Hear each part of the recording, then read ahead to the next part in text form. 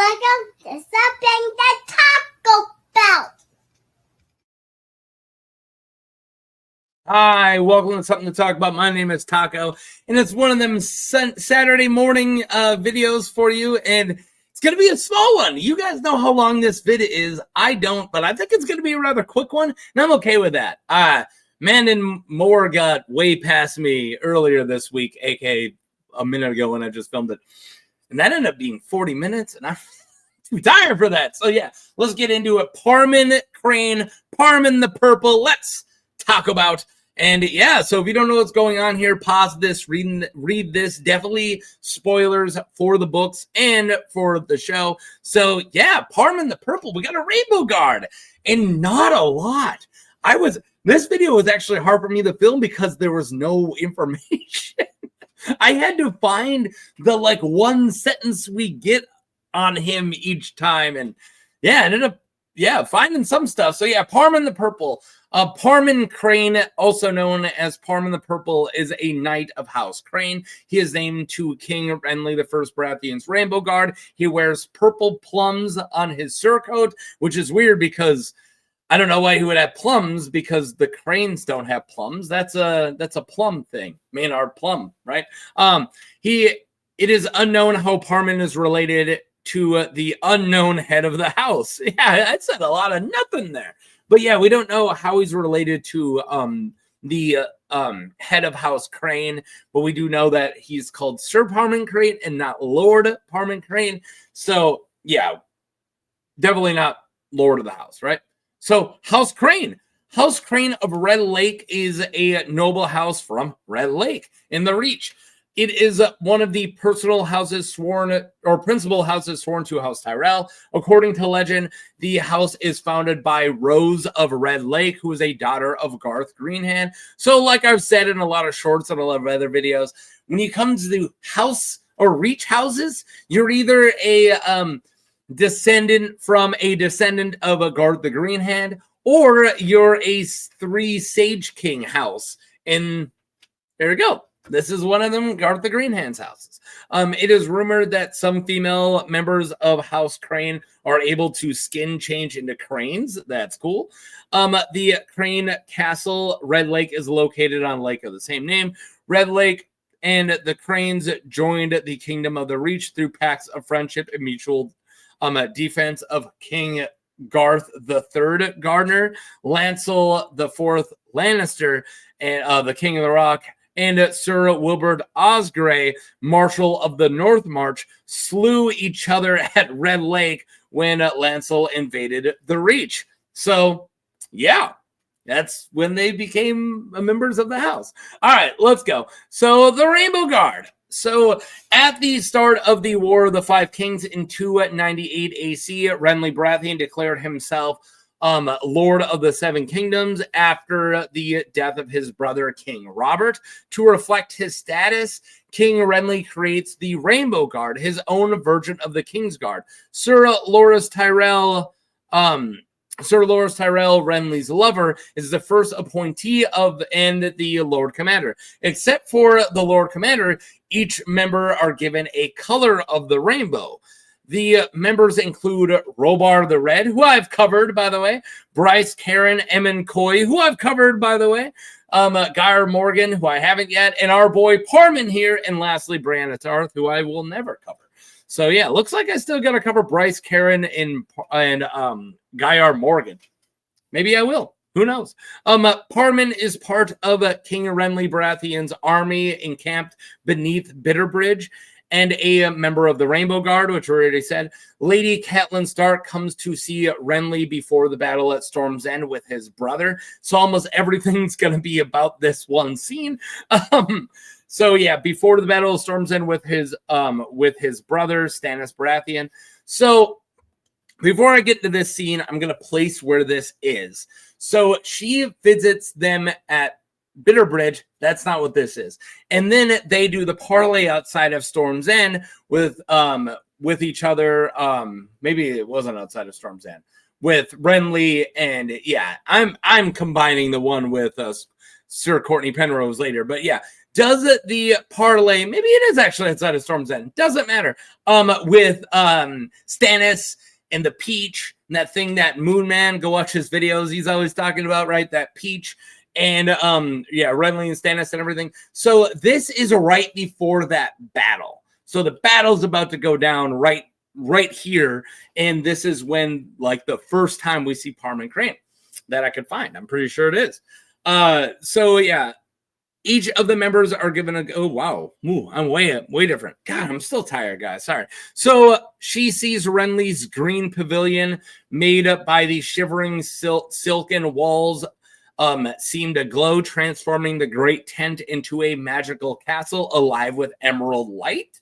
Ooh, like the Emerald City. That's cool. Rainbow Guard members Parmen, who we're talking about, and Emyn Coy, who I once talked about, stood sentry at the door of the royal pavilion. The green light shone strangely across the purple plums of Sir Parmen's surcoat and gave a sickly hue to the sunflowers that covered each of Sir Emond's enamel yellow plate. So I wasn't planning on talking about this, but I just realized I just covered Mandon Moore in the entire battle at the Battle of the Blackwater. They're talking about his white armor shining of the green, and they kept saying it. He's shining of green glow. And wow, we did it with these guys too. So maybe there's weird symbolism. Maybe this is like foreshadowing the Battle of the Blackwater, even though neither of these guys make it to the Battle of the Blackwater. Spoilers. But yeah, so maybe that's like I just noticed that. It's a weird connection of Kingsguard members and Rainbow Guards members glowing of green light. So yeah. So Loras and his rage. Inside the tent, Brienne Tarth is armoring King Renly, and Lords Randall Tarly and Mathis Rowan are speaking of their dispositions of the tactics. They're like, let's attack right now. And Renly is like, no, we're waiting until the morning. Like, I'm not attacking right now. After Tarly and Rowan leave, a shadow lifting a sword takes Renly by the throat. Yes, this is a shadow assassin. That's why it said spoilers at the beginning. Renly catches, or Brienne catches Renly as he stumbles into her, blood flowing from his over her armor. Parmen is no longer outside, so he does not come in right now. So Robar and Emyn come rushing in and see Brienne covered in Renly's blood. I can't talk. They immediately assume she killed him. Emyn attacks Brienne with 2 men-at-arms, and Catelyn starts to tell Robar Royce that it was Stannis, only being able to explain that it was some type of sorcery. Robar promises to hold them off as they leave the tent. Brienne has taken out the men-at-arms. Catelyn bashes a iron brazier over Emond's helm, which is awesome. Seeing the chance, she slashes through the tent.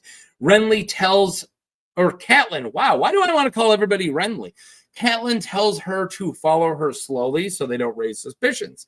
So later, Loras tells Jaime Lannister that after seeing Renly's corpse, he killed Emyn and Robar in a blood rage, supposing they must have aided in the murder. Somehow only Parmen got away from Loras' rage, despite being on duty as a Renly's guard alongside Emyn. Yeah, we don't know why Parmen doesn't come in the tent. Did Robar come in and just relieve him like a second before? Because it's Parmen and Emyn watching, and then it's Robar and Emyn who come in. So yeah, it's weird.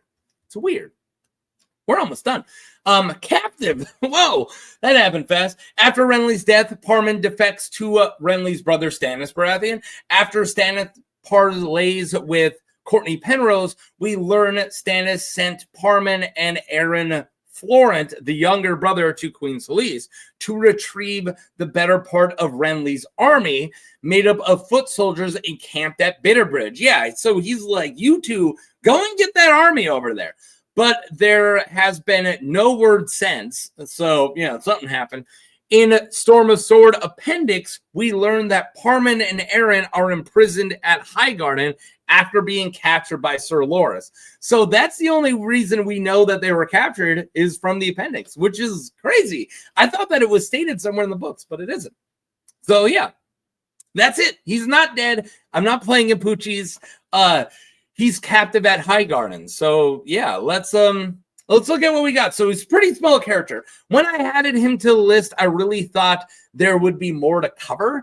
I have covered other members of the Rainbow Guard, like I said, and got a tad more out of it, like my vid for Robar or for Emmon, but really not much here for good old Purple Parmen.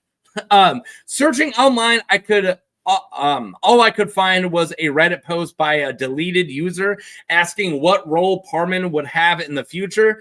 So looking at the answers, like the guy just said, hey, what role will he have in the future?